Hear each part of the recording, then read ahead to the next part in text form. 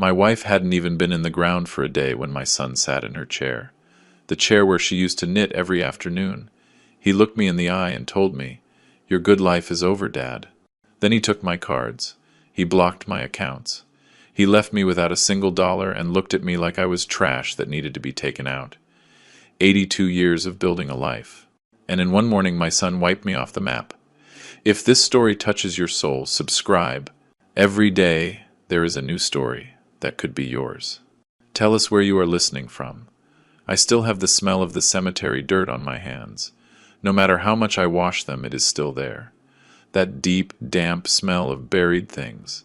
I still feel the weight of Emily's coffin when we lowered it into the grave. How my arms trembled. How I felt like I was sinking right along with her. And here I am, sitting in my own living room looking at a dead cell phone and some credit cards that are useless now. I have them scattered on the table like cards from a losing hand. My name is Nicholas Garrison. I am 82 years old.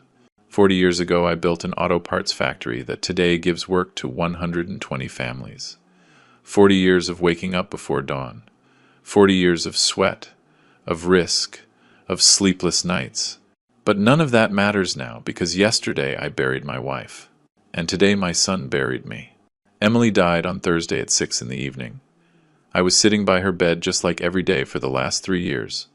I knew every sound in that room. The hum of the air conditioner, the dripping of the IV, the constant beep of the monitor marking her heart. Kidney failure had eaten her body little by little, but she never complained. Not once. That afternoon the monitor started sounding different, slower, more spaced out, like a clock running out of wind. She opened her eyes and looked for me. Those brown eyes that I fell in love with 60 years ago. I grabbed her hand. It was cold, very cold. I tried to warm it with mine, but I couldn't. She squeezed my fingers with the little strength she had left and told me, "It doesn't hurt anymore, my love. It doesn't hurt anymore." Then she took a breath. Once, twice, and the third time the air didn't come back out. The monitor made a flat line and a long beep that I still hear when I close my eyes. And I stayed there with her hand in mine, unable to let go. Not wanting to let go because I knew that when I let go, everything was going to end. The funeral was on Friday. The funeral home smelled like old flowers and candle wax. People came and hugged me and said things I didn't listen to. She is in a better place. She isn't suffering anymore. She was a great woman. Empty words that bounced off my ears without entering. Ethan was there for a while. Serious. Standing in a corner with his arms crossed. He didn't cry, he didn't speak. He just watched. He watched the coffin, he watched the people, he watched me. But he never came over to hug me. That night, I went back home alone. The house was dark and smelled stale. I lay down in our bed on my usual side and hugged Emily's pillow. I buried my face in it. It still smelled like her gardenia perfume. That scent I met when I was 22, and that accompanied me every day since then. I closed my eyes and tried to imagine she was there sleeping next to me like always. That I was going to wake up and everything was going to be like before.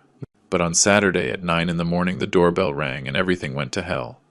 I opened the door expecting a neighbor with condolences, a basket of bread, some flowers, but it was Ethan.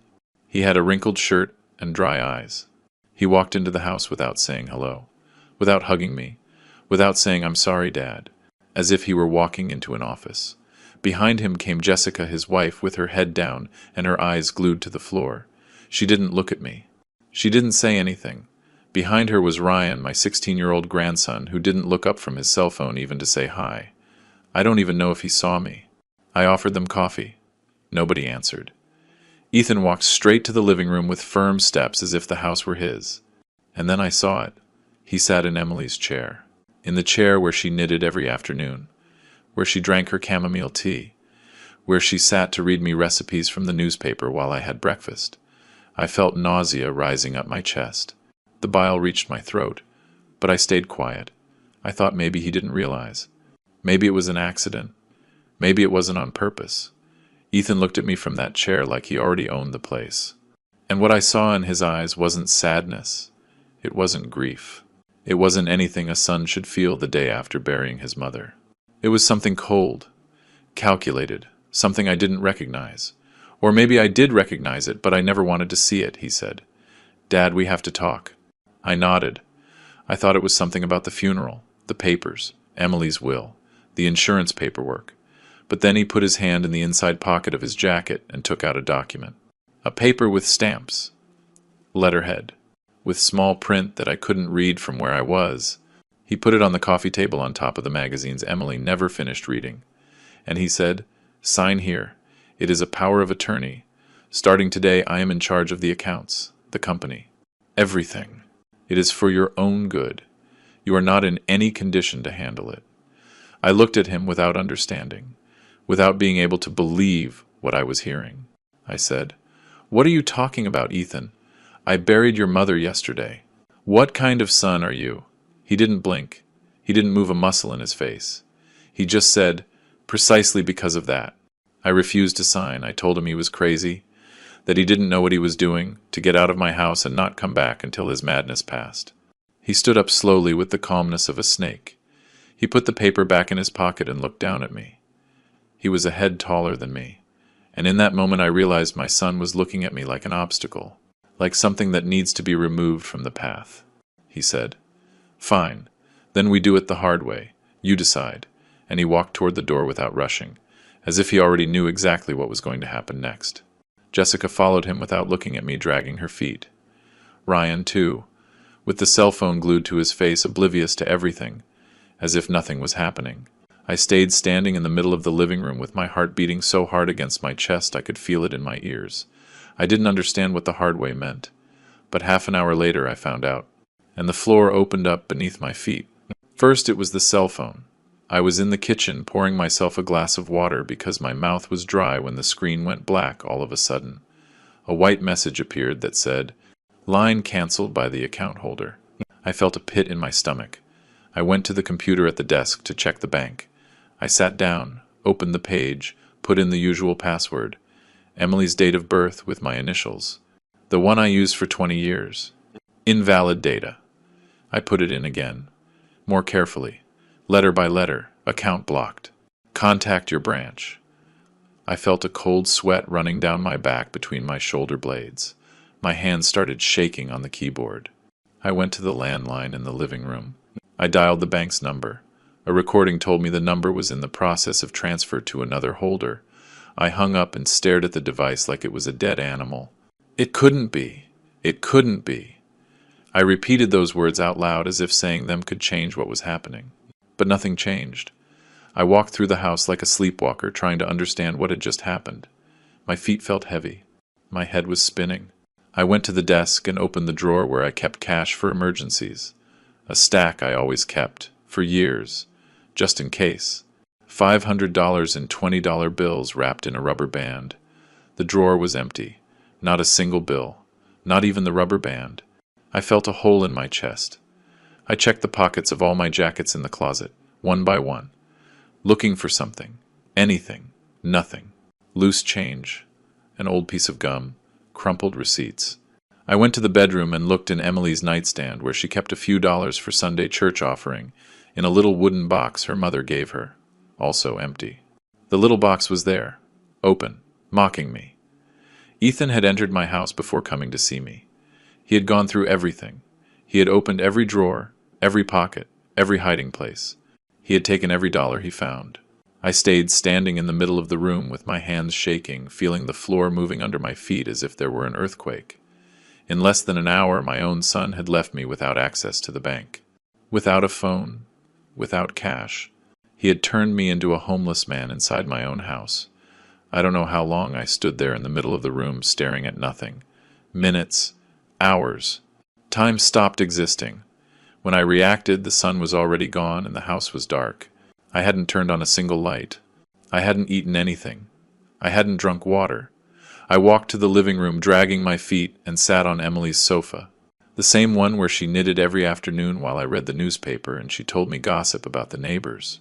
I ran my hand over the fabric of the backrest, rough, worn by the years. It still had a thread stuck in it from the last embroidery she didn't manage to finish. A tablecloth with blue flowers she was making for the new dining room. For when we remodel, she used to say, "It is going to look beautiful. The dining room we will never use. The tablecloth she will never finish. I stayed there caressing that thread until my eyes clouded over. That night I didn't eat. I couldn't. My stomach was closed shut, hard as a rock. I felt nauseous just thinking about food. I stayed sitting in the dark without turning on the light, looking at Emily's portrait on the fireplace mantel, the photo from our 50th anniversary. We took it in the garden next to the rose bushes she planted. She was wearing her blue dress that reached her knees, smiling with all her teeth, with her hair up like she liked it. I was hugging her by the waist, looking at her as if the world didn't exist. Because for me it didn't exist. She was everything. I spoke to her out loud in the dark with a broken voice. I said, "Emily, what did I do wrong? Where did I mess up with that boy? How did I raise him so badly? What was he missing? What did he have too much of? What did I do to make him hate me like this?" But she didn't answer. Of course not, because she wasn't there anymore, and I was more alone than ever in my life. I didn't sleep that night, not a minute. I sat on that sofa until dawn, replaying the last few months like a movie. Ethan's visits, more and more frequent, longer each time. The questions about the company, about the partners, about the accounts, about the contracts, about who had authorized signatures. I thought it was interest, that he was finally maturing, that he wanted to learn the business, that he wanted to earn my trust. But no, it was reconnaissance. He was studying the terrain. He was looking for weak points. He was waiting for the right moment to attack. And the right moment was the day after burying his mother. The day I was most destroyed, most vulnerable, most alone, easiest to knock down.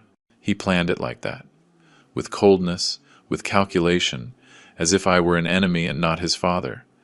But the worst part wasn't what had already happened. The worst part was what was waiting for me outside. Because when I went out to the street the next day, I discovered that my son hadn't just stolen my money. He had stolen my name. Monday I got up with the decision to go out.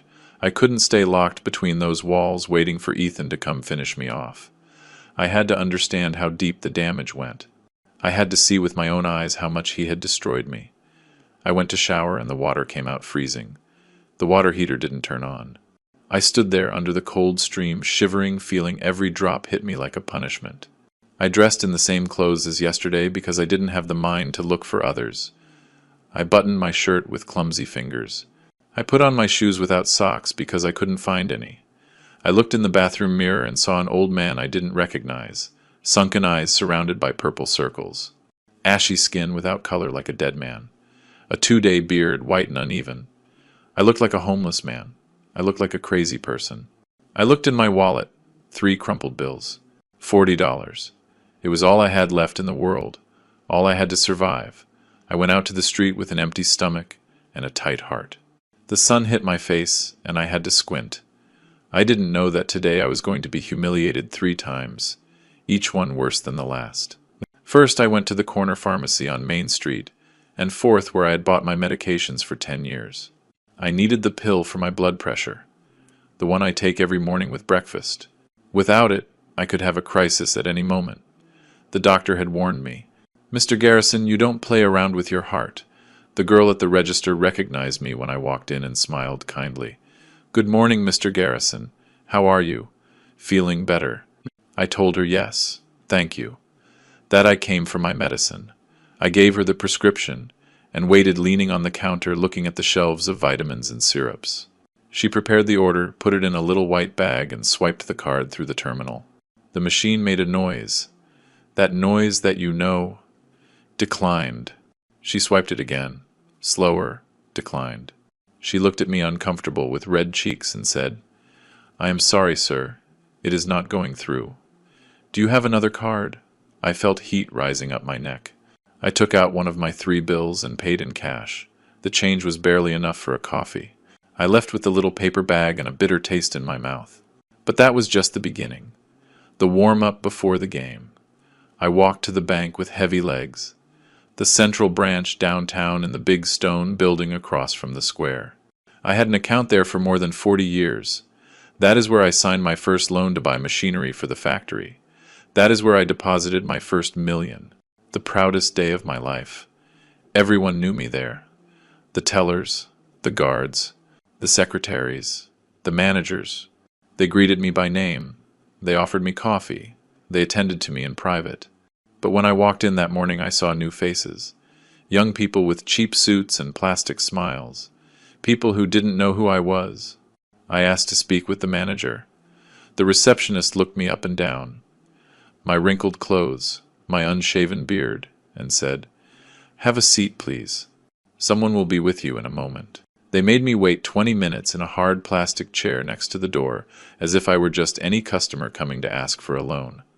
Finally, a guy in a gray suit came out, 30-something years old, with gel in his hair and a face like he has more important things to do. He looked at me without any respect and said, "Follow me." And he took me to a small cubicle with glass walls where everyone could see but nobody could hear, like a fishbowl, like a zoo cage. The manager sat behind a particle board desk and opened his computer. He typed something with 2 fingers slowly while I watched him from the other side. Then he frowned, tilted his head, and looked at me with an expression I couldn't decipher. He said in a low but sharp voice like a knife wrapped in velvet, "Mr. Garrison, your account has a preventive block. It was requested 2 days ago by a direct family member, a son, according to the record. The reason indicated is—" He paused for a long time, as if it was hard for him to say, as if he felt embarrassed for me. Presumed cognitive incapacity. I felt like I had been punched in the stomach. The air left my lungs. I repeated the words like an echo. Cognitive incapacity. He nodded without looking me in the eyes, shuffling papers on his desk. He said, "It means there are doubts about your mental capacity to manage your own resources. It is standard procedure in these cases. Don't worry. It is temporary until the family situation is resolved." I wanted to scream at him. I wanted to get up and grab him by the tie and tell him that I had built more in a year than he was going to build in his whole damn life. That I gave work to 120 families while he couldn't even type well. But I couldn't. The words didn't come out. I stayed mute with my mouth open, feeling the world collapsing around me. I got up from the chair without saying anything and walked out of the cubicle. The receptionist said something to me that I didn't hear. The guard opened the door for me. I went out to the street and felt my legs shaking, like they weren't going to hold me up.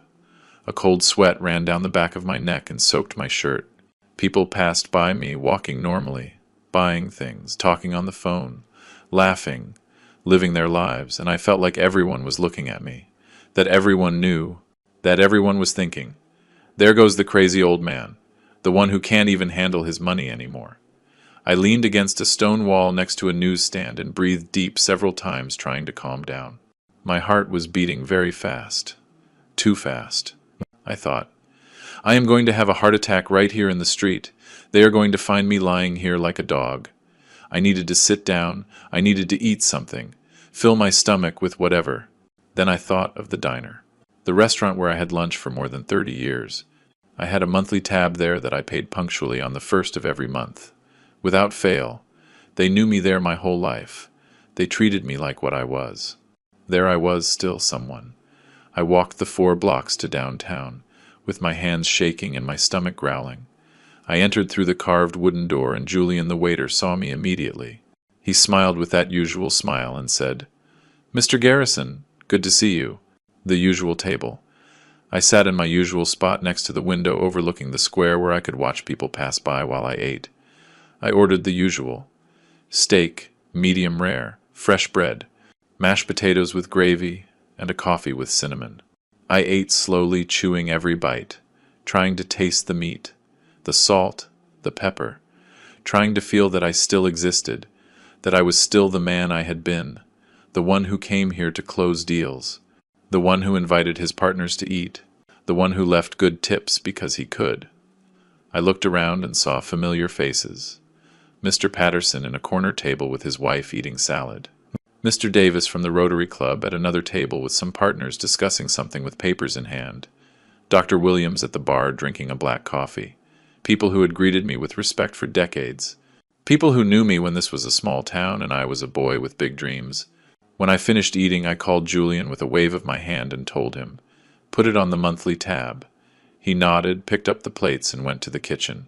But he took a long time to come back. Too long, and I felt something was wrong. When Julian returned, he walked slowly and didn't look me in the eye. He had his hands clasped together like he was nervous. He said in a low voice, almost a whisper, "Mr. Garrison, excuse me." "The manager wants to speak with you." I felt my stomach drop. That emptiness one feels when they know something bad is coming. The manager appeared a moment later. A fat guy with a mustache who I had known for years but never really liked. He approached my table but didn't sit down. He stood there looking down at me with his arms crossed over his belly. And he spoke loud enough for the surrounding tables to hear every word. "Mr. Garrison, unfortunately, your account with us was cancelled. Mr. Ethan Garrison called yesterday personally to inform us. He left very clear instructions that you are no longer in your right mind. He said not to give you credit under any circumstances, that any debt you incur he is not going to recognize nor pay. I am very sorry. You are going to have to pay in cash." I felt my face burn. Blood rushed to my head. My ears were ringing. I saw it like in slow motion. The couple at the table next to me stopped eating and turned to look at me with their mouths open. I saw Mr. Patterson lean toward his wife and whisper something in her ear, pointing at me with his chin.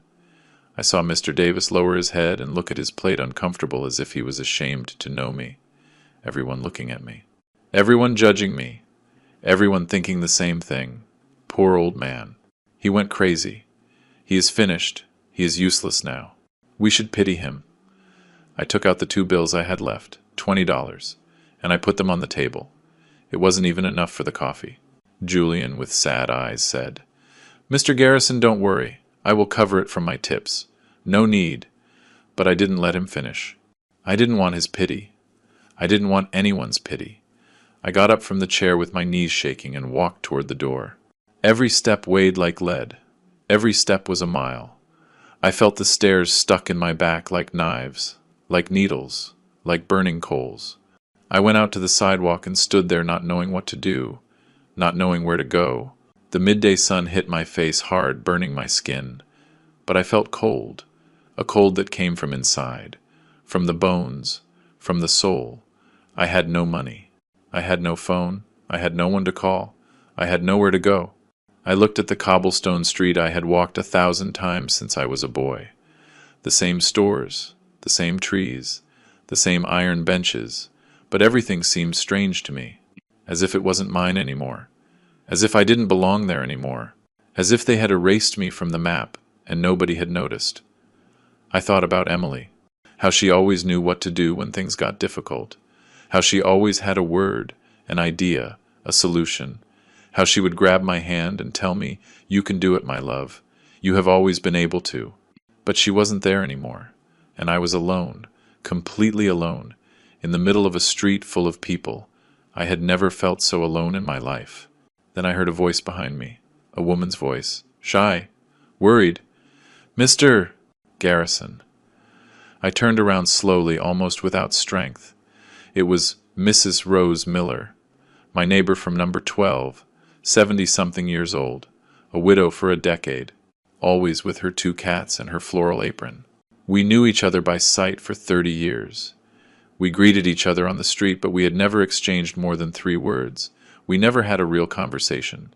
She looked at me with wide eyes, frightened, as if she were seeing a ghost. Then she looked to the sides, quickly making sure nobody was watching us, that nobody was listening. She came a step closer, grabbed my arm with her small hand, and told me in a low voice, almost a secret, "What happened to you, Mr. Garrison? Why are you like this? Are you sick? You look terrible. You look like you have seen a dead man." And I didn't know what to answer.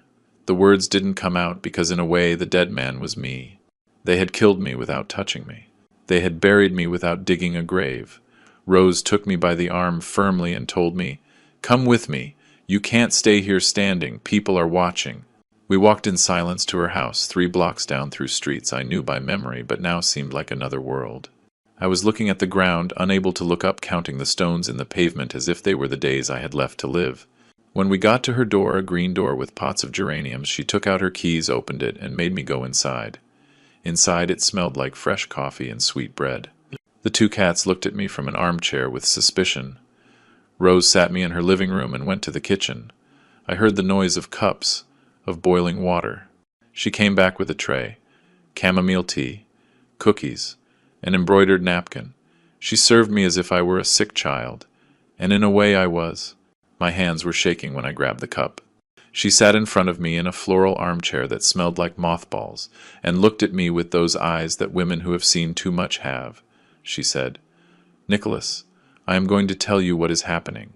What the whole town is saying, because you need to know, and because nobody else is going to tell you." I nodded without speaking. The tea burnt my fingers, but I didn't let go. I needed to feel something. Anything. Rose took a deep breath and started talking. She told me that Ethan had been calling half the world during the last week. Partners at the company, acquaintances at the club, neighbors in the subdivision. He told everyone the same thing. That I had dementia. That I had started forgetting things, confusing names, getting lost in the street. That the day of the funeral I didn't recognize some guests. That I had tried to pay with an expired card. That I was a danger to myself. And that the family was taking measures to protect me. She told me all of it in a rush, without pauses, like someone ripping off a Band-Aid in one pull. And I froze, paralyzed, with the cup of tea suspended in the air and a buzzing in my ears that didn't let me think. When I could speak, only one word came out: dementia. I repeated it several times as if by saying it I could understand it. I looked at my hands, firm, without trembling. I remembered the balance sheet of the last quarter of the company. $23,400,000 in assets, 15.7 in liabilities, operating margin of 12%. I remembered it completely, without hesitation. I remembered the number of my first driver's license, my wedding date, the name of the doctor who delivered Ethan. I remembered every contract I signed in the last 40 years, and I thought, my son is killing me, not with a knife, not with poison. He is killing me with words. He is erasing me from the map while I keep breathing. Rose looked at me in silence, waiting for my reaction. I gave her back the empty cup and stood up. My legs were shaking, but I held myself up. I told her, "Thank you, Rose, for telling me the truth, for not treating me like a crazy person." She stood up too and grabbed my arm. She said, "Nicholas, you have to do something. If you stay quiet, they are going to bury you alive. Ethan is moving fast. He has lawyers. He has contacts. If you don't react now when you want to do it, it will be too late." I nodded. I walked toward the door. Before leaving, I turned around and told her, "I am going to the factory. I am going to prove who I am. I am going to stand in front of my son and tell him he is not going to destroy me." She looked at me with a mix of admiration and fear, and I went out to the street with my heart beating in my throat. I arrived at the factory at 4 in the afternoon. The same factory I built with my hands. The same gate I passed through thousands of times for 40 years. The usual guard, Mr. Frank, was not there anymore. In his place there was a boy of 20-something, with a new uniform and a mean face. When he saw me arrive, he raised his hand like a traffic cop. He said, "ID, please." I looked at him in disbelief. I told him, "I am Nicholas Garrison, the owner of this company, the one who pays your salary." The boy didn't even flinch. He looked at a sheet he had on the desk, ran down a list with his finger, and said, without looking at me, "I am sorry, sir. Your name is not authorized to enter. Management orders." I felt the blood rising to my head. I clenched my fists. I told him, "Look, son, I founded this company before you were born. I placed every brick, every machine, every dollar that is inside here. So you are going to lift that barrier, and you are going to let me pass." The boy looked at me with a calmness that gave me more rage than if he had yelled at me. He said, "Sir, if you don't calm down, I am going to have to call security." Security! On me!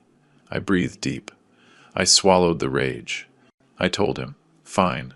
Call someone from inside. Whoever. Let them tell me to my face that I can't come in."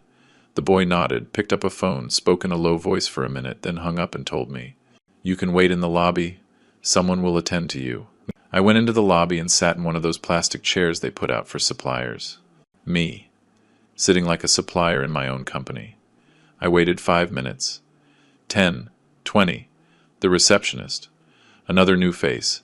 Didn't even look at me. She typed on her computer as if I didn't exist. Finally, the hallway door opened and a woman appeared. Young, 30-something. Straight hair to her shoulders, gray suit, high heels. Perfect smile. One of those smiles that don't reach the eyes. She walked toward me with short steps and extended her hand as if I were a client. She said, "Mr. Garrison, what a pleasure. I am Aura Penelope Medina, executive assistant to Mr. Ethan. How can I help you?" I looked her up and down. I had never seen her in my life. I told her, "I want to speak with my son." She didn't lose the smile. She said, "Mr. Ethan is in a very important meeting. He cannot be interrupted. If you like, I can schedule an appointment for next week. Does Thursday at 10 work for you?" I looked at her in disbelief. I said, "An appointment to speak with my own son in my own company." She tilted her head as if I were a confused little old man. She said, "I understand this can be difficult, Mr. Garrison, but things have changed. There are new processes, new protocols. Everything is for the good of the company." She spoke to me as if I were a hindrance, as if I were nobody, and the worst is she did it with a smile. I got up and walked toward the hallway that led to the offices. Aura stepped in front of me with her arms open as if she were going to physically stop me. She said, "Mr. Garrison, you cannot pass. If you insist, I will have to call security."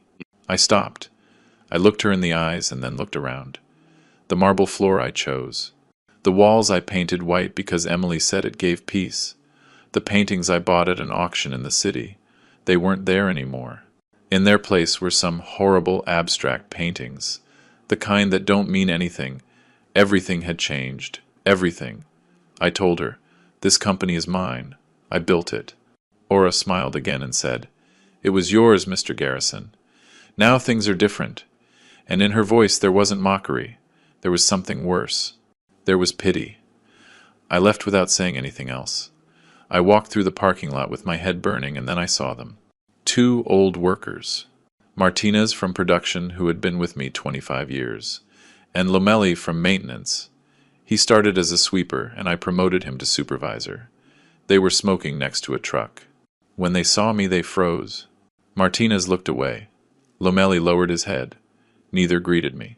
Neither said anything. I passed by them expecting a gesture. A word. Something. But nothing. I got into my car and saw them in the rearview mirror. They were still there with cigarettes in hand, watching me leave. They were afraid. Afraid of being seen talking to me. Afraid of losing their job. Afraid of Ethan. I started the car and left there, not knowing where to go. I drove through streets I knew by memory but now seemed foreign. I passed the park where I took Ethan as a child, the church where I married Emily, the school where my grandson studied. Everything the same. Everything different. I was the one who had changed. Or rather, I was the one they had changed. I drove until the sun went down and the streets got dark. The gas tank marked reserve. I had no money to fill up. I had nowhere to go. I had no one. I parked on a street I didn't know in a neighborhood of low houses and mechanic shops and stayed there with my hands on the steering wheel staring at nothing. Thinking, I am losing everything, and I don't know where to start fighting. But what I didn't know was that someone was watching me, and that person was going to change everything. I parked on an unknown street, and I don't know how long I stayed there. Minutes, maybe an hour. I had been driving in circles not knowing where to go. The car shut off only when the little gas that was left ran out. I stayed in the dark with my hands still gripping the steering wheel, looking through the dirty windshield. The neighborhood was humble. One-story houses with peeling facades. Mechanic shops with the curtains half closed. A little grocery store with a yellow light flickering. A small church at the end of the street with a blue neon cross, I thought. I have no money for gas. I have no money for a taxi. I have no money to eat. I have no one to call. And I felt something I hadn't felt in decades. Something I thought I couldn't feel anymore. Fear. Pure and cold fear like when I was a child and got lost at the fair. Then someone tapped on the glass. 3 dry knocks. I jumped. I turned my head and saw a face looking at me from outside. An older man, 70-something years old, with gray hair and skin tanned by the sun. He had hands stained with black grease and wore faded blue coveralls. He looked at me with curiosity without hostility. I rolled down the window a few inches and he said, "Good evening, sir. Are you okay? You have been parked there a long time and haven't gotten out of the car. I wanted to make sure nothing happened to you." His voice was hoarse but kind. He smelled like motor oil and cigarettes. I told him, "I am fine, thank you." but my voice came out broken, cracked, and he realized it. The man looked at me for a few seconds without saying anything. Then he nodded slowly as if he had made a decision. He said, "Look, I have a shop right here across the street. I don't know what happened to you, and I am not going to ask if you don't want to tell me. But you have the face of someone who hasn't eaten in a good while. I have fresh coffee and some sandwiches my neighbor brought me. If you want, I invite you, no strings attached." I looked him in the eyes. There was no malice. There was no agenda. There was only something I hadn't seen in days. Humanity. I opened the car door and got out. My legs were shaking. He held me by the arm and said, "Come on, sir. It's right near here." And we walked together toward his shop. The shop was small. A tin shed with a cement floor stained with oil. There was an old car on a ramp with the hood open and the guts exposed. Tools hanging on the wall. A calendar from 3 years ago. An old radio playing an old song. The man pointed to a plastic chair next to a wooden table and said, "Sit down. I will bring the coffee right now." He disappeared through a door in the back and returned with 2 steaming aluminum cups. He sat in front of me on a wooden stool and said, "I have had this shop for 20 years, and you are Nicholas Garrison. I know you by name. Everyone in town knows the owner of the auto parts factory." I looked at him surprised. He shrugged and said, "It is a small town, Mr. Garrison. News flies." He took a sip of coffee and looked at me calmly. He didn't ask me anything. He just waited. And something in that silence, in that patience, made me open my mouth. I started talking. I told him about Emily's funeral, about Ethan's visit the next day, about the words he said to me, about the blocked cards, the bank, the pharmacy, the restaurant, the company where they didn't let me enter, about Aura Penelope and her plastic smile, about the workers who didn't greet me, about Rose and the rumor of dementia. I told him everything, every humiliation, every blow, every stab. I spoke for an hour without stopping, and he listened to me, without interrupting, without opining, without judging. He just listened. If you are listening to my story right now, I ask you to leave me a comment telling me where you are listening from. Sometimes knowing there is someone somewhere in the world listening to me gives me strength to keep going. Because that night in that shop that smelled of grease and cigarettes, I felt like someone was listening to me for the first time in days. Robert didn't know me. He didn't owe me anything. He had no reason to help me.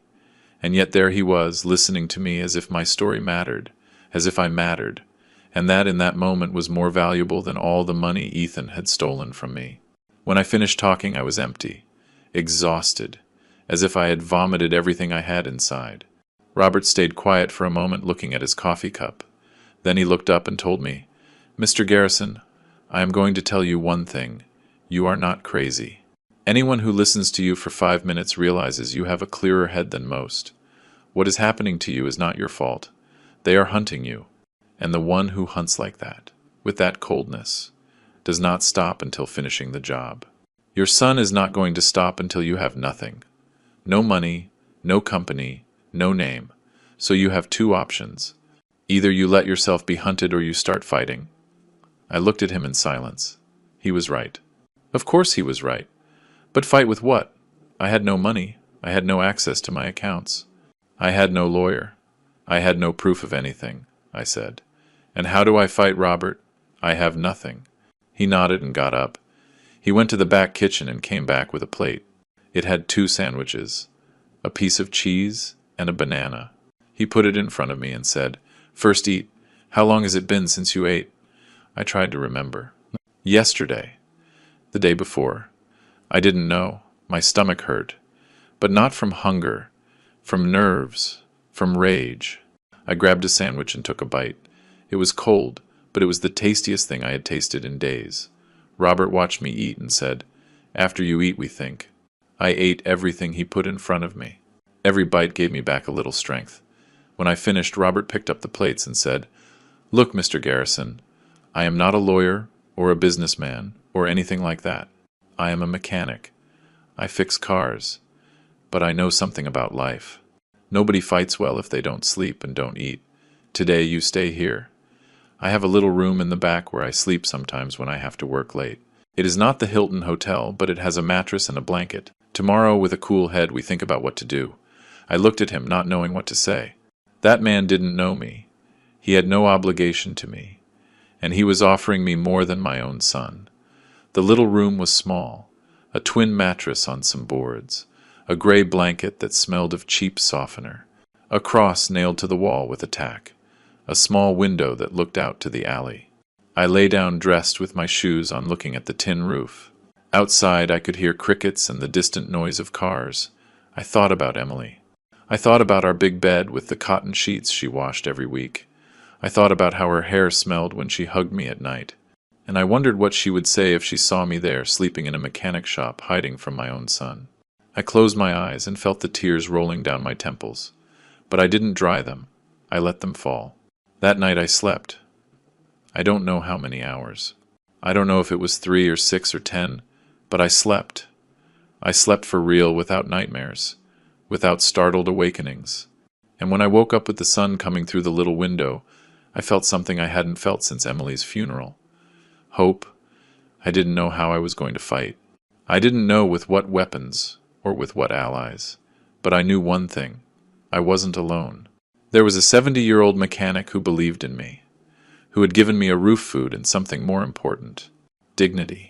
Robert had given me shelter, but the weapons to fight were going to be given to me by another person, someone I didn't expect, someone who had as much to lose as I did. Robert woke me up with a cup of coffee and some news. He said, "Mr. Garrison, I put gas in the car. It is not much, but it is enough to go and come back to your house. Go. Solve your things. And if you need anything, I am here. Here what we have plenty of is grease, and what we lack is money. But a coffee and a sandwich there is always." He squeezed my shoulder and accompanied me to the car. Before I got in, he told me, "Remember what I told you. The one who hunts like that doesn't stop until he finishes. Move fast, Mr. Garrison. Don't give them time to finish you off." I nodded, started the engine, and drove toward my house with a knot in my stomach. I didn't know what was waiting for me, but something told me it wasn't going to be good. I arrived at the house around noon. Everything looked the same from the outside. The garden with the rose bushes Emily cared for, the vine climbing the wall, the wooden door I had a carpenter make. But when I entered, I knew something had happened. The study door was open. I always left it closed. I walked there with my heart pounding in my chest, and when I entered, I felt the air leaving my lungs. The desk drawers were open, ransacked, papers thrown on the floor. The bookcase moved, and in the place where the desktop computer was, there were only loose cables and a dust mark. They had taken it, everything, the computer, the document folders, the backup hard drive, the USB drives. 40 years of files disappeared. I stood in the middle of the disaster, unable to move. Then I heard footsteps behind me. I turned around and saw Carla in the doorway. Her eyes were red and her hands were shaking. She said with a broken voice, "Mr. Garrison, forgive me." I tried to stop him, but I couldn't. I asked her what she was talking about, and she told me. Yesterday afternoon Ryan came, my grandson, with a black truck and 2 guys she didn't know. He said Mr. Ethan had sent him to pick up important documents, that they were orders, that it was for grandfather's own good. Carla told him he couldn't take anything without my permission, but Ryan ignored her. They went into the study, emptied everything into boxes, and left, in less than an hour, without leaving anything. Carla tried to call me, but my phone didn't work and she didn't know where to find me. I sat in the desk chair and stared at the empty space the computer had left. In that machine was everything. 40 years of contracts, financial statements, correspondence with clients and suppliers, meeting minutes, powers of attorney, everything that proved who I was and what I had built, and now it was in Ethan's hands. I told Carla, "It is not your fault. You couldn't do anything." But inside I felt the fence closing in. Every day they took something else from me. First the money, then the company, then the name, and now the documents, the proof, the memory. They were erasing me piece by piece, and I didn't know how to stop them. Carla was still standing in the doorway, wringing her hands. I told her to sit down. She obeyed, but didn't look at me. She had her eyes glued to the floor, then she said, "Mr. Garrison, there is something else I have to tell you." I felt a chill in my stomach. She took a deep breath and continued. Mr. Ethan called me yesterday afternoon, after they took the things. He told me they don't need me anymore, that starting next week the house is going to be empty, that you are going to go to a specialized clinic, and the property is going to be put up for sale. I froze. I repeated, "A clinic." Carla nodded. That is what he said, a clinic for people with mental problems. And that I didn't have anything to do here anymore. I looked her in the eyes. Carla Reyes, 15 years working in this house. She arrived when Emily started with the first symptoms and we needed help. She stayed all these years taking care of both of us. Emily trusted her more than anyone. She told her things she didn't tell me. She asked her for advice. She gave her the pearl necklace her mother left her. And now Ethan was kicking her out like an old piece of furniture. I told her, "Carla, listen to me well. I am not going to any clinic. I am not crazy. And this house is not for sale. My son is trying to take everything from me, but I am not going to allow it." She looked up.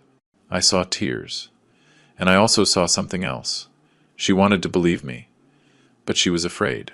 Carla wiped her eyes with the back of her hand and said, "I believe you, Mr. Garrison. I have known you for 15 years. I know you are not bad in the head. But Mr. Ethan, he is saying very ugly things. To everyone. To the neighbors. To the people at the company. To whoever wants to listen to him. He says you don't remember things. That you get lost in the street. That you confuse people. He says you are a danger to yourself. And people are believing him, sir. People are believing him because he says it with a lot of confidence. And because you haven't gone out to deny it." I stayed quiet. She was right. I had hidden. I had stayed paralyzed. And meanwhile, Ethan had taken control of the narrative, of my life, of my story. I grabbed Carla's hand. It was cold, trembling. I told her, "Thank you for telling me the truth, for not treating me like a crazy person. Now I need you to do something for me." She nodded, waiting. I told her, "Go home, rest, collect what they owe you, and don't come back until I call you. And above all, don't tell anyone we spoke. Not Ethan, not anyone in the family, not the neighbors, nobody." She looked at me with wide eyes. She asked, "What are you going to do, Mr. Garrison?" I told her, "I am going to fight. But I need to do it in silence. If Ethan knows I am reacting, he is going to move faster. I need time." She nodded, got up, and walked toward the door. Before leaving, she turned around and said, "Take care, sir, and may God bless you." Then she left, and I was left alone. I walked through the empty house. Every room was a blow. The kitchen where Emily prepared her famous roast every Christmas. The dining room where we celebrated my mother's 80th birthday. The bedroom where my 2 children were born because Emily didn't want to go to the hospital. Everything was the same, and everything was different.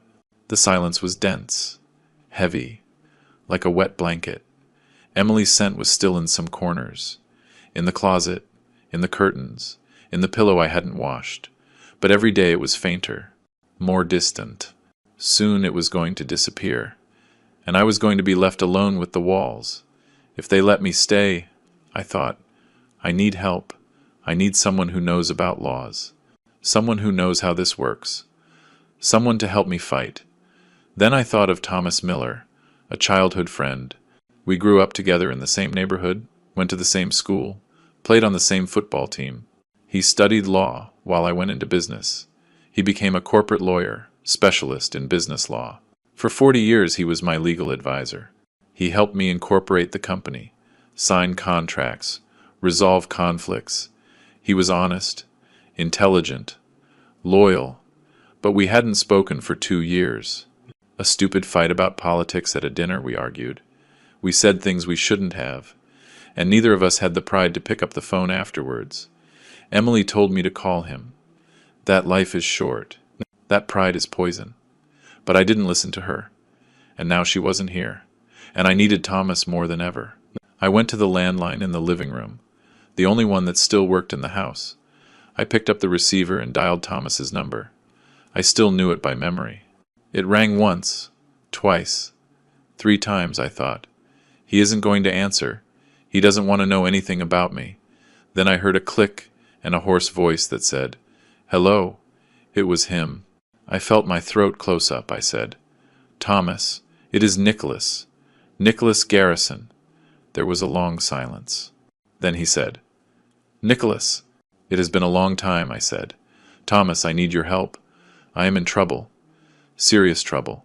My son is destroying me." Another silence. Then he said, "Come to my office tomorrow, at 10, and bring everything you have." He hung up without saying goodbye. But it didn't matter. I was going to see him. I had a chance. Thomas agreed to help me. But the proof that changed everything didn't come from him.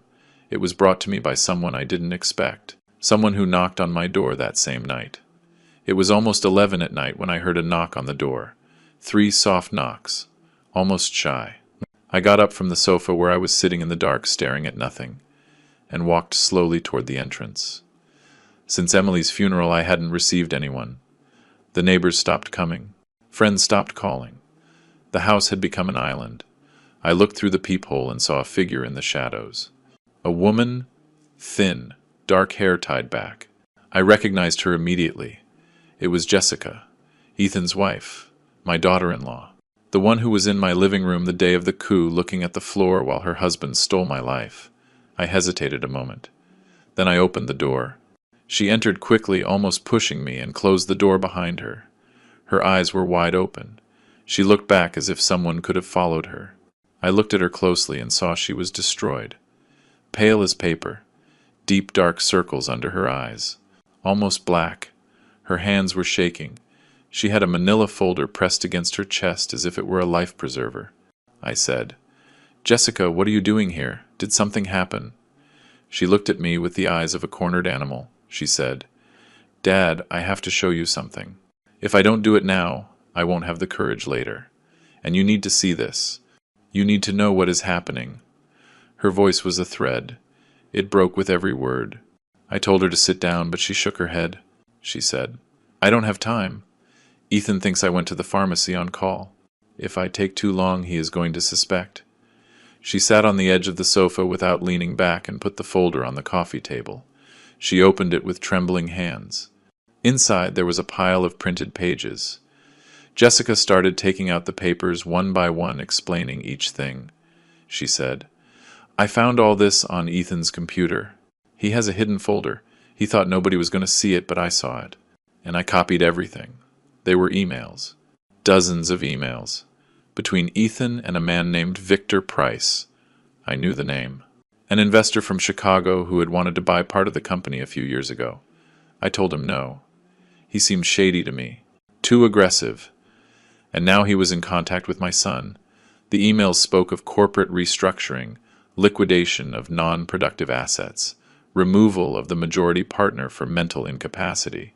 I read it 3 times to be sure I understood. They were planning to take the company from me. Legally. With papers. With lawyers. With everything. I kept reading. Each page was worse than the last.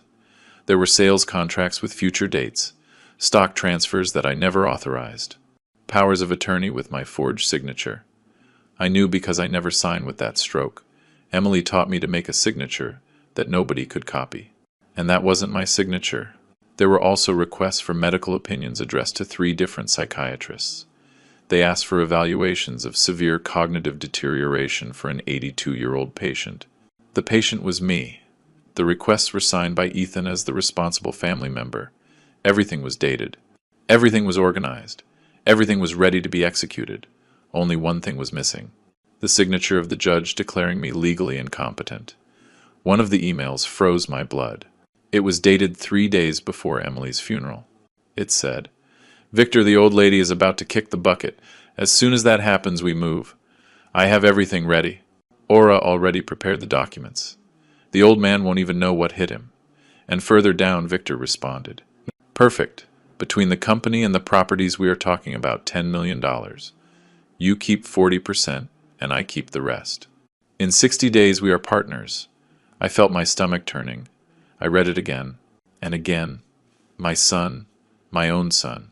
He had been planning this for months while Emily was dying in the hospital, while I held her hand and promised her she was going to be okay. Ethan was in his office calculating how much he was going to make with his mother's death and his father's destruction. I left the papers on the table and stared at them without saying anything. My hands were shaking. I felt nauseous. I felt like the living room was spinning. Jessica looked at me with eyes full of tears. She said, "Dad, I didn't know. I swear. I didn't know anything about this. I knew Ethan was ambitious. I knew he wanted the company. But I didn't know he was capable of this. Of destroying his own father. Of forging documents. Of hiring psychiatrists to declare you crazy. When I saw it," her voice broke. "When I saw it, I couldn't stay quiet. I couldn't." I asked her, "Why do you bring it to me, Jessica? Why don't you go to the police?" She shook her head. She said, "Because the police are not going to believe me. Ethan has contacts. He has money. He has lawyers. You are the only one who can do something with this." I got up from the sofa. I walked to the window and stared at the empty street. I thought about Emily, about the last week of her life, when the pain didn't let her sleep anymore. One night she squeezed my hand very hard and told me, "Nicholas, be careful with Ethan. He is not the son you think he is. I have seen things. I have heard things. Promise me you are going to open your eyes." I told her yes. Of course, to calm down. But I didn't listen to her. I thought it was the morphine delirium. I thought she was confused. But no, Emily knew. Emily saw what I didn't want to see and tried to warn me. And I didn't listen. Now she was dead. And I was alone with a stack of papers that proved my son was a monster. I turned toward Jessica. She was still sitting on the edge of the sofa with her hands clenched on her knees. I asked her, "Does Ethan suspect anything?" She shook her head.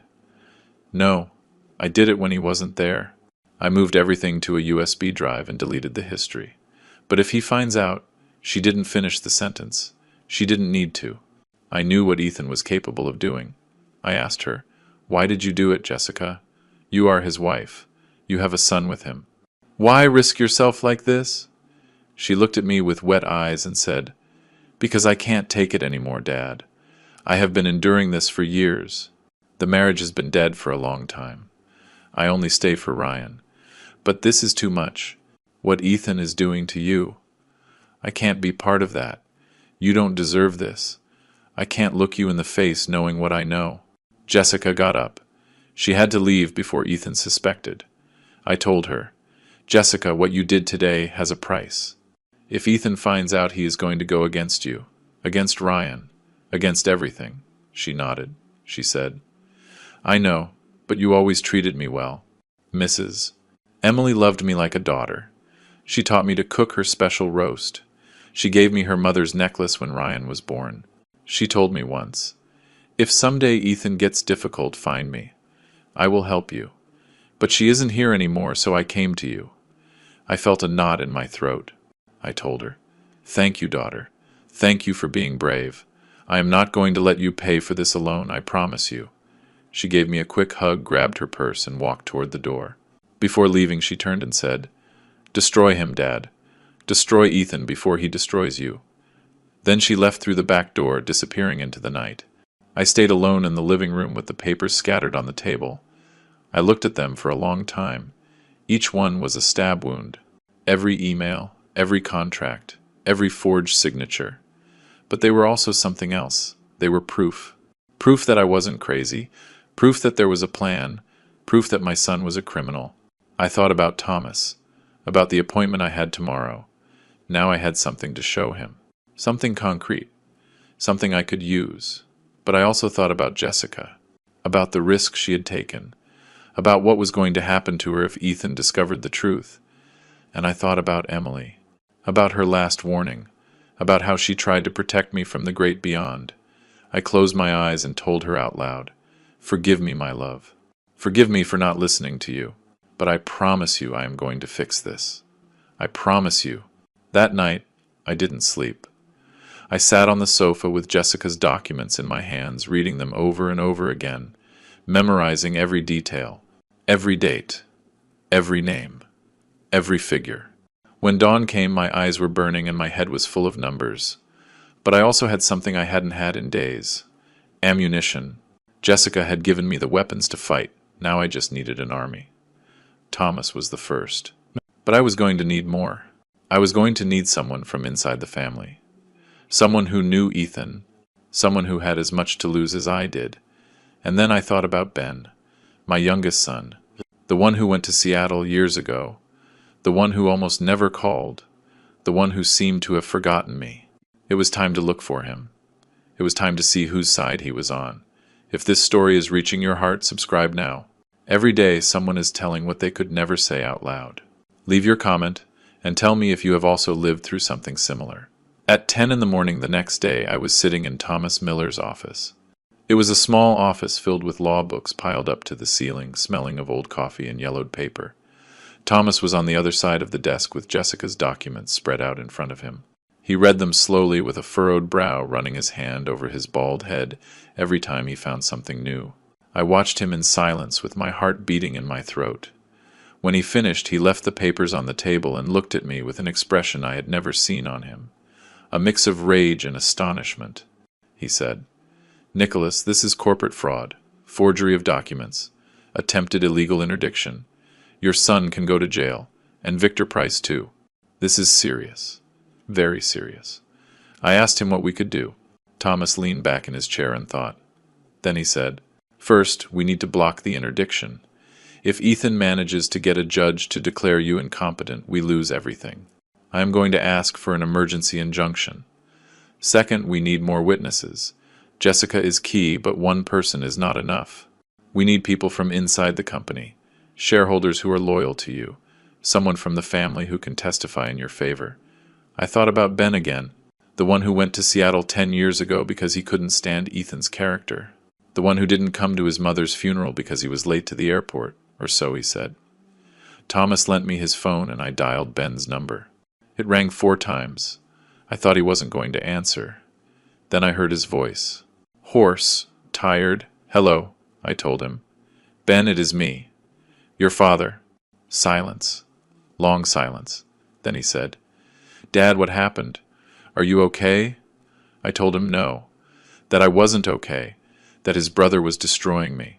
I told him everything. The coup, the cards, the bank, the restaurant, the company, Jessica's documents, the interdiction, everything. I spoke for 15 minutes without stopping, and he listened in silence. When I finished, there was another long pause. I thought he was going to tell me he couldn't get involved, that he had his life in Seattle, that this was between Ethan and me. But then he said something that broke me. "I am coming there, Dad. Forgive me for not going before. I knew something was wrong, but I was afraid of Ethan. I was always afraid of him." 2 days later, Ben arrived. I saw him enter through the door of Thomas's house, and I felt my knees buckle. He was thinner than I remembered, with gray hair at his temples and wrinkles around his eyes. But he still had the same face as when he was a boy. Emily's same face. He walked toward me and hugged me, hard, without saying anything. I felt my shoulders shaking and I realized I was crying. He was too. We stayed like that for a long while, hugging in the middle of Thomas's office, crying like 2 lost children. Afterwards, he pulled away, looked me in the eyes and said, "I am not going to leave you alone, Dad. He promised. We are going to end this together." And for the first time in weeks, I felt I could win. During the next 3 days, we worked without stopping. Thomas prepared the lawsuit and the request for the injunction. Ben contacted 3 old shareholders of the company who had always been loyal to me. Mr. Porter, who was my first partner, my cousin Arthur, and Mr. Herbert, an investor who entered in the 90s. All 3 agreed to support me. Jessica, meanwhile, kept gathering evidence. Every night she sent me encrypted emails with more documents from Ethan's computer. Contracts, transfers, messages with Victor Price. Everything was adding up. Everything was fitting together. It seemed the plan was working. It seemed we were going to make it. But on Thursday morning, everything fell apart. Jessica disappeared. I tried to call her cell phone. Off! I sent her messages. No answer. I wrote to her email. Nothing. I called the house, and the maid answered. She told me Mrs. Jessica had left early with Mr. Ethan and hadn't returned, that she took a small suitcase, that Mr. Ethan said they were going to Vermont for a few days. I felt a hole in my stomach. Something was wrong. Very wrong. I told Thomas and Ben to come with me. We drove to Ethan's house, in the Oak Hills subdivision. I rang the doorbell. I waited. The door opened, and there he was, my oldest son, with a smile that froze my blood. Ethan leaned on the doorframe and looked at me with a calmness that was scary. He said, "Dad, what a surprise! What are you doing here?" I told him I was looking for Jessica, that I needed to speak with her. He widened his smile, a wolf's smile. He said, "Ah, Jessica. Yes, she is resting. I took her to a clinic in Vermont. A very nice place. Very quiet. The stress of the grief affected her a lot, you know. She started with insomnia, with anxiety, with weird ideas. The doctor said she needed rest. A few weeks of internment, for her own good." I looked him in the eyes. I knew exactly what he had done. Jessica wasn't sick. Jessica had betrayed him, and he had taken revenge. I stepped closer. I told him, "Ethan, I know what you did. I know everything. The contracts, the transfers, the emails with Victor Price, the forged signatures, the interdiction, everything." He didn't lose the smile. He said, "I don't know what you are talking about, Dad. I think you are confused. Again, I already told you. You are not well. You should go get checked." Ben took a step forward. He said, "Enough, Ethan. We know what you are doing, and we are going to stop it." Ethan looked at him with contempt. He said, "Ah, look who showed up. The prodigal son. The one who ran away to Seattle because he couldn't handle the pressure. Now you come to play the hero." Ben clenched his fists.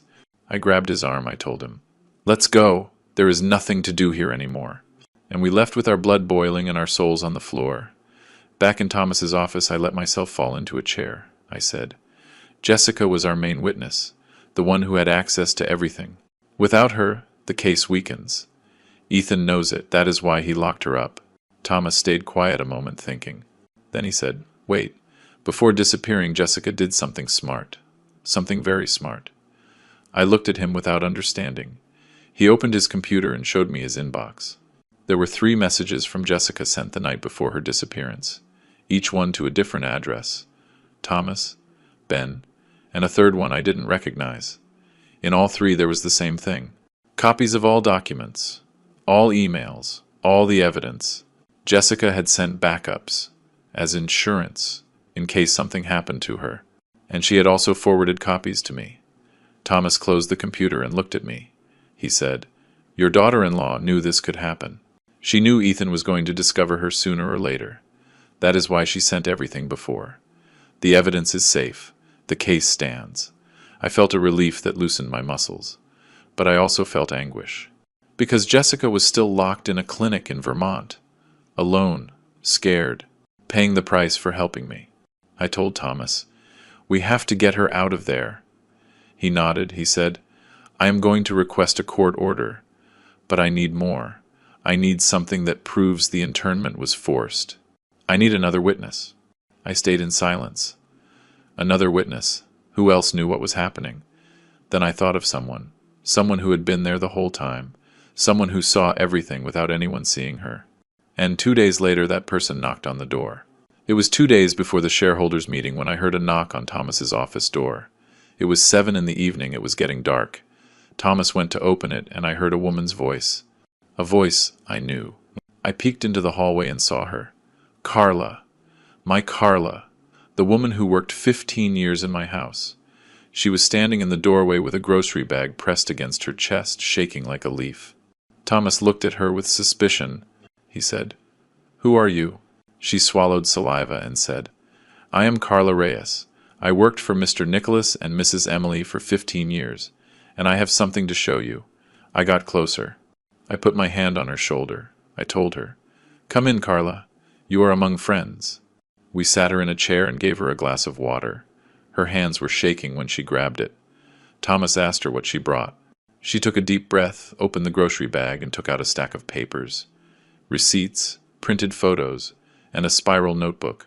She put everything on the desk. She said, "Sir, I worked 15 years in that house.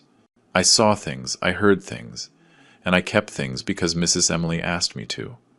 Thomas and I looked at each other. Carla continued, "Mr. Ethan always treated me as if I were invisible, as if I didn't exist. He talked on the phone in front of me. He left papers on the table. He never greeted me, he never looked at me, but I was there, I was always there. And I saw everything. Thomas started reviewing what Carla had brought. There were receipts of bank deposits to accounts that weren't the company's. There were photos of documents she took with her cell phone when Ethan left them on the dining table. There were handwritten notes with instructions for Aura. There were copies of contracts Ethan signed without me knowing. And there was a notebook where Carla had written down for months every suspicious conversation she heard. Dates, names, exact quotes, everything. Thomas looked up from the papers and said, "Mrs. Carla, how long did you keep all this?" she said. "Almost a year, sir. Since Mrs. Emily asked me to do it, I felt my chest tighten." I asked her, "Carla, Emily asked you to keep this?" She nodded. She said, "Yes, Mr. Nicholas. It was a few months before she got very bad.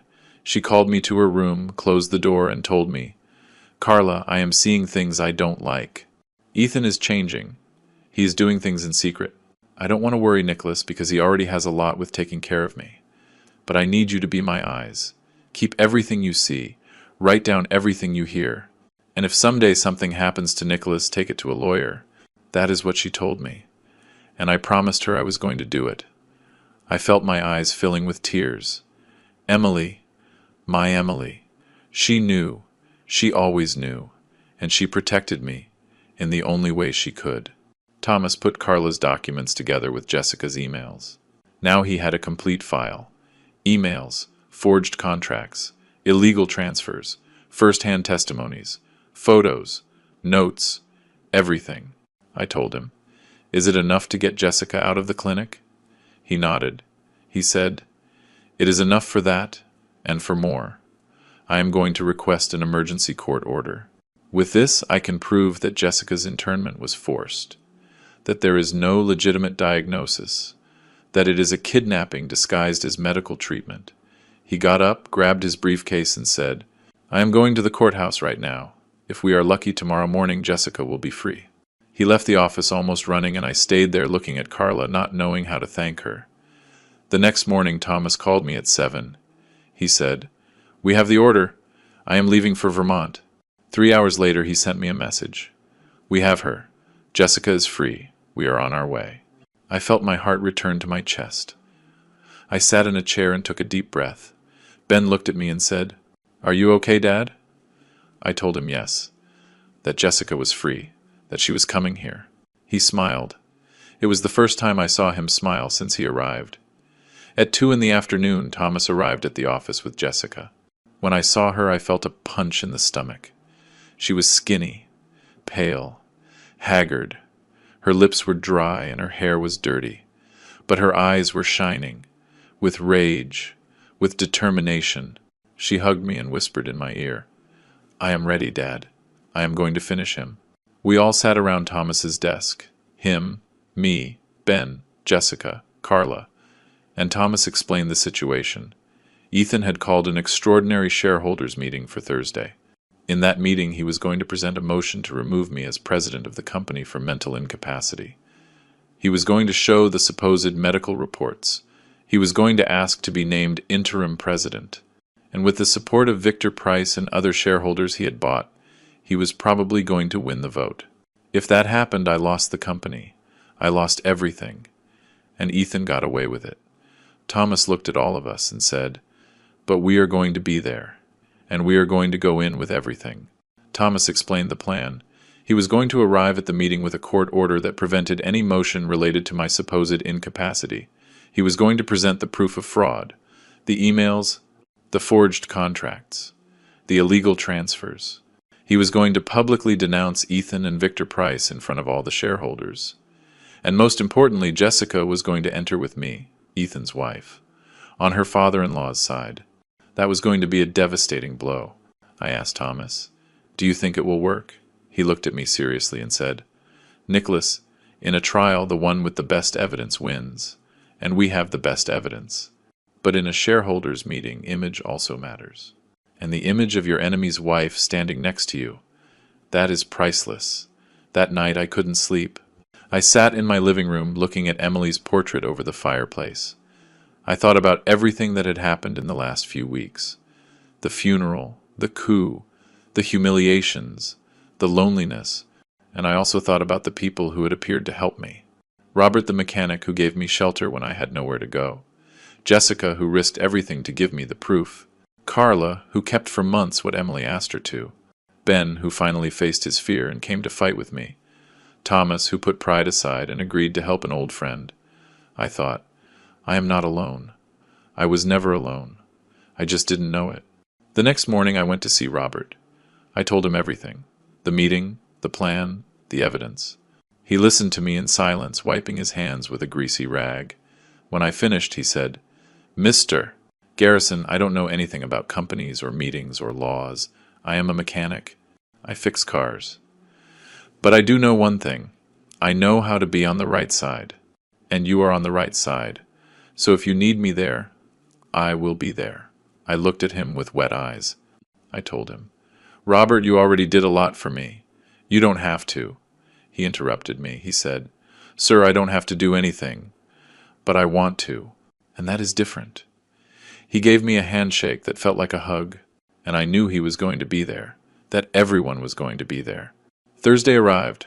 I woke up at 5 in the morning without needing an alarm. I showered with hot water.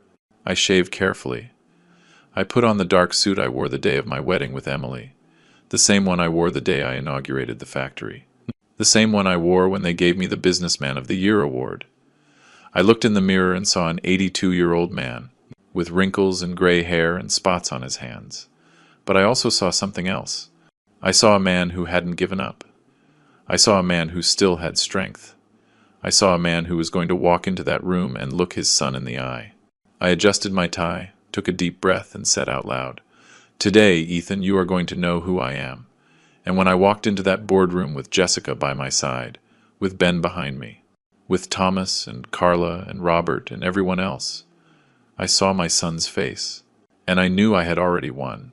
The boardroom was on the 3rd floor of the building I built 40 years ago.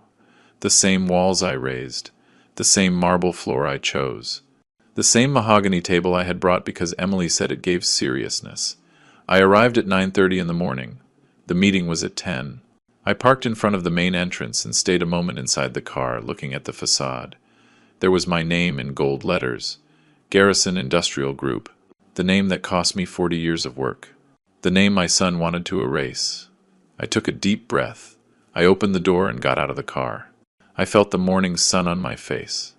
And I thought, today this ends. One way or another, today it ends. I saw the shareholders entering through the main door. Some I had known all my life. Mr. Porter, my first partner. My cousin Arthur. Mr. Herbert, who invested with me in the 90s. They nodded at me discreetly without stopping. Others were new faces. People in expensive suits and fake smiles. Victor Price's people. Investors Ethan had brought in during the last few months to secure the votes. And at the door controlling who entered and who didn't was Aura Penelope, with her business suit, her electronic tablet, and her plastic smile. She saw me arrive and her smile froze, but she didn't say anything. She just stood there, waiting, like a spider in her web. But I wasn't coming alone. Behind me came Ben, my youngest son, with his jaw set and his eyes fixed on the door. Next to him, Thomas Miller with a leather briefcase full of documents and an expression of someone about to enter a war. Behind them, my cousin Arthur and 3 old company advisors who had decided to support me. And at the end, walking with her back straight and looking ahead, came Jessica, Ethan's wife, the mother of his son, the woman he locked in a clinic to silence her.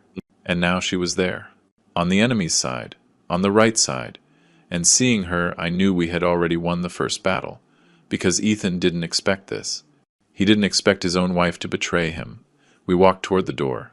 Aura Penelope stepped in the middle with the tablet raised like a shield.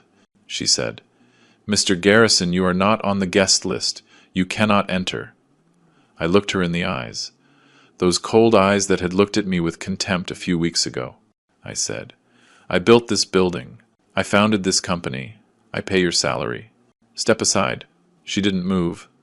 Then Thomas took a step forward, took a document out of his briefcase, and put it in her face. He said, Court order. Injunction for the protection of rights of Mr. Nicholas Garrison. If you try to prevent his entry, I will have you arrested for contempt. Aura looked at the document. She looked at Thomas. She looked at Jessica, and she stepped aside without saying a word. The path was free. We went up to the third floor in the elevator. Nobody spoke. Only the hum of the motor and our breathing could be heard. When the doors opened, I saw the hallway that led to the boardroom. At the end, the double wooden doors were open. Ethan's voice could be heard inside, talking, giving a speech. We walked there. My shoes sounded on the marble. Every step was a heartbeat.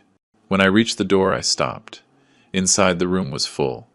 25 people sitting around the table, and at the head, standing in a navy blue suit and red tie, was Ethan, saying, "We are here to make official a new stage in the history of this company." He saw me, and his voice died in his throat. I walked into the room slowly, without rushing, looking him in the eye. Behind me the others entered. Ben, Thomas, Arthur, Jessica, the advisors. And at the end, Robert with his clean coveralls and his mechanic hands, who stayed standing by the door like a guardian. Ethan looked at me without blinking. Then he looked at Jessica, and I saw his face crumble, as if he had been punched in the stomach. I walked to the front of the room and planted myself in front of him. Thomas put the briefcase on the table, opened it, and took out a stack of documents. He dropped them with a dry thud, and he said loudly so everyone could hear, "Mr. Nicholas Garrison is the only legal president of this company. Here are the proofs of corporate fraud, forgery of documents, and attempted illegal interdiction committed by Ethan Garrison and Victor Price." The silence was total. Nobody breathed. Victor Price, who was sitting near Ethan, stood up suddenly. He said, "This is ridiculous. It is slander. You cannot enter here." And Thomas interrupted him, raising his hand. He said, "Mr. Price, your name appears in 47 emails detailing the plan to strip Mr. Garrison of his company through fraud. It also appears in stock purchase contracts that Mr. Garrison never signed. I suggest you call your lawyer. You are going to need him." Price stayed quiet. He opened his mouth and closed it. Then he turned to Ethan, looking for support. But Ethan wasn't looking at him. Ethan was looking at me, and in his eyes there was something I had never seen. Fear. Thomas kept talking. He explained every document, every email, every forged contract. He showed the illegal transfers, the requests for psychiatric reports, the plan to lock Jessica in the Vermont clinic. Everything. The shareholders listened in silence with horrified faces. Some looked at Ethan. Others looked at the floor. When Thomas finished, he pointed to Jessica and said, "Mrs. Jessica Garrison, wife of the accused, provided this evidence voluntarily. She was committed against her will to a psychiatric clinic in Vermont as retaliation for reporting these crimes. She was released 2 days ago by court order." He looked at the whole room and finished. Ethan Garrison's own wife could not stand to see what her husband had become. That is why she is here, on the right side.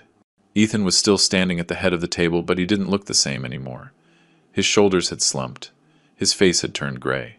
He looked at me with a mix of hate and defeat. I took a step closer. I looked him in the eyes. Those eyes that were once those of a boy who asked me to teach him to ride a bike. Those eyes that were now those of a stranger. And I told him slowly so every word would reach the bottom. "The day after burying your mother, you sat in my living room and told me, 'Your good life is over, Dad.' Do you remember?" He didn't answer. I continued. "Well, today, son, you discover one thing. Your good life never started. Because a good life is not built by stealing. It is not built by lying. It is not built by destroying your own blood." Ethan lowered his head. He said nothing. He had nothing to say.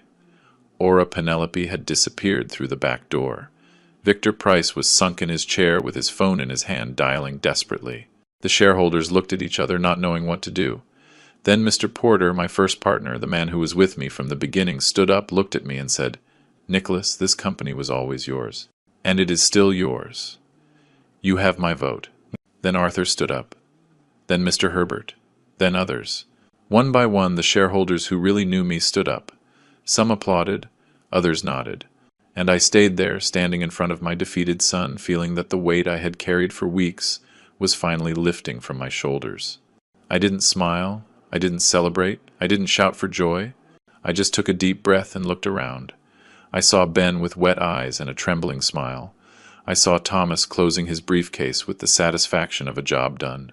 I saw Jessica pale but firm, looking at her husband with an expression that wasn't hate but pity. I saw Carla, who had entered at the end without me noticing, standing next to Robert at the door, wiping her eyes with a handkerchief. And I saw Robert the mechanic, who gave me shelter when I had nowhere to go, looking at me with pride as if he were my own father. I said to everyone, "Thank you." Just that. Thank you. Then I looked up at the ceiling toward where I imagined Emily was and thought, "We did it, my love. We did it together like always." But the story wasn't over yet. There was one last conversation missing, the hardest one of all. 2 days after the meeting, I called Ethan and asked him to come to the house. Alone, without lawyers, without Jessica, without anyone. I wanted to talk to my son one last time. I wanted to look him in the eye and understand. He accepted. He arrived at 5 in the afternoon when the sun was already going down and the light entered golden through the windows. I opened the door and saw him. He was haggard, deep circles under his eyes, his tie loose, his suit wrinkled. He seemed to have aged 10 years in 2 days. I let him in without saying anything. We walked to the living room and sat in the same places where we sat the day of the coup. Him in Emily's chair, me on the sofa opposite. The same room, the same light. But everything was different. This time the one who had the power was me. We stayed a moment in silence. He looked at the floor. I looked at him. Finally I spoke. I said, "Ethan, I am going to ask you a question, and I want you to answer me with the truth. Even if it hurts, even if it is horrible. The truth." He nodded without looking up. I took a deep breath and asked, "Did you ever love me, son?" The silence became thick, long. He kept looking at the floor. I saw his jaw trembling, that he was clenching his fists on his knees. 10 seconds passed. 20. 30. I thought he wasn't going to answer, but then he looked up and looked me in the eyes. And what I saw there broke my heart. It wasn't evil. It wasn't hate. It was pain. An old, deep sist's pain. Ethan spoke slowly with a hoarse voice. He said, "I don't know, Dad. I don't know if I ever loved you. What I know is that I always wanted to be like you, since I was a boy. I wanted you to look at me like you looked at the company. I wanted you to be proud of me like you were proud of your achievements. But I never could. I was never enough. Ben was the sensitive one, the good one, the one who looked like Mom. And I was the ambitious one, the hard one, the one who never did anything right. Every time I tried something, you corrected me. Every time I proposed something, you improved it. You never let me win. You never let me shine. And that rotted me from the inside until one day I realized that the only way to be like you was taking everything from you." I listened to him without interrupting. Every word entered me like a knife, but not of rage, of sadness, because I realized he was right. Not in what he did. That has no justification. But in what he felt. I had seen him as my heir, not as my son. I had trained him to take my place, but I never asked him if he wanted that place. I never asked him what he dreamed, what he needed, what hurt him. I raised him to be strong, but I didn't teach him to ask for help. I raised him to win, but I didn't teach him to lose. And he became this. A man who didn't know how to do anything other than destroy, because he never learned to build on his own foundations, only on mine. I told him, "Ethan, what you did has no forgiveness. You wanted to rob me, you wanted to lock me up, you wanted to erase me, and you did it while your mother was dying in a hospital. That I am never going to forget." He nodded without saying anything. I continued, "But you are my son, and I don't want to see you in jail. I don't want Ryan to grow up visiting his father in prison, so I am going to give you a way out, one way out." He looked at me with wide eyes. I said, "You are going to resign from the company. Today. You are going to return every cent you diverted. You are going to ask Jessica for forgiveness, on your knees if necessary, and you are going to disappear for a while. Far away, where nobody knows you, where you can start from scratch. If you do all that, I drop the charges. And this ends here." Ethan looked at me in silence. Then he asked, "And if I don't accept?" I looked him in the eyes and told him. Then I let justice decide. Thomas has everything ready to file the lawsuit. Corporate fraud, document forgery, kidnapping. You are going to go to trial, and you are going to lose. Not because of me, because of the evidence. And when you lose, you are going to go to prison. Minimum 5 years, maximum 15. So you decide, son. You can disappear with dignity, or you can disappear in a cell. He stayed quiet for a long moment. I saw how his hands shook, how he clenched his jaw, how he looked around the room as if looking for an exit that didn't exist. Finally he got up, looked at me, and said, "I accept." Then he walked toward the door and left, without saying goodbye, without turning back, without saying anything else. That was the last time I saw Ethan. A week later he signed his resignation before a notary, returned the diverted money, almost all of it, because part of it Victor Price had already spent. He wrote a letter to Jessica asking for forgiveness, and he went to Europe, to London, they told me. He has an acquaintance there who got him a job in imports. I don't know how he is doing. I don't ask. Ryan stayed with Jessica. Sometimes he visits me on Sundays. We talk little, but he is there, and that is something. Jessica asked for a divorce and got it in 3 months. I did what I had to do. I gave her 10% of the company's shares. She didn't want to accept. She said she hadn't done it for money, I told her. I know, that is why I am giving it to you. Now she has a nice house downtown, with a garden for Ryan. She opened an art gallery with a partner. She is doing well. She smiles more. Sometimes she comes to have coffee with me and we talk about Emily, about the old times, about what she did for me when nobody else dared, and I always tell her the same thing. Thank you, daughter. Without you, I wouldn't be here. I stayed as president of the company 6 more months. Just enough time to organize everything, to close the bad contracts, to kick out Victor Price's people, to return confidence to the shareholders who had been scared, and to do something I owed myself. I had Robert's shop remodeled. New roof, polished cement floor, first-class tools, a sign with his name at the entrance. He didn't want to accept. He said it was fine like that he didn't need anything. I told him, "Robert, you gave me shelter when I had nowhere to go. You gave me coffee when I didn't even have money for bread. You gave me dignity when my own son had taken it from me. This is not charity. It is justice." He stayed quiet a moment. Then he gave me a handshake and said, "All right, sir. But Sunday coffee is still free." When everything was stable in the company, I called Ben to my office. I sat him in front of me and said, "Son, I already did my part. 42 years leading this company. I don't have strength for more. I want to go home. I want to take care of your mother's roses. I want to live what I have left in peace, so the company is yours." He looked at me with wet eyes and said, "I want it, Dad, and I promise I am going to take care of it." We signed the papers that same afternoon. Today my life is quiet. I wake up early, like always. I eat breakfast alone in the kitchen with the radio low. I go out to the garden to check the roses Emily planted 30 years ago. I prune them. I talk to them. I tell her how everything is going. Then I sit on the iron bench we bought on a trip to Mexico and stay a while looking at the sky. At 11, Carla arrives. She came back to work with me last month. I doubled her salary and gave her her own key. Now she is not my employee. She is my family. On Sundays, I go to Robert's shop. We drink coffee in his aluminum cups and talk about everything and nothing. Sometimes he helps me fix something on the car. Sometimes we just stay quiet listening to the radio. And it is okay. It is okay like this. People ask me if I hate Ethan, if I want to see him destroyed, if I am glad he lost everything. And the truth is no. I don't hate him. I can't. He is my son. He has my blood. He has Emily's nose. He has my father's hands. How am I going to hate that? Hate is a prison, and I was already a prisoner too long. But I don't forgive him either. Not yet. Maybe never. Because forgiving is not forgetting.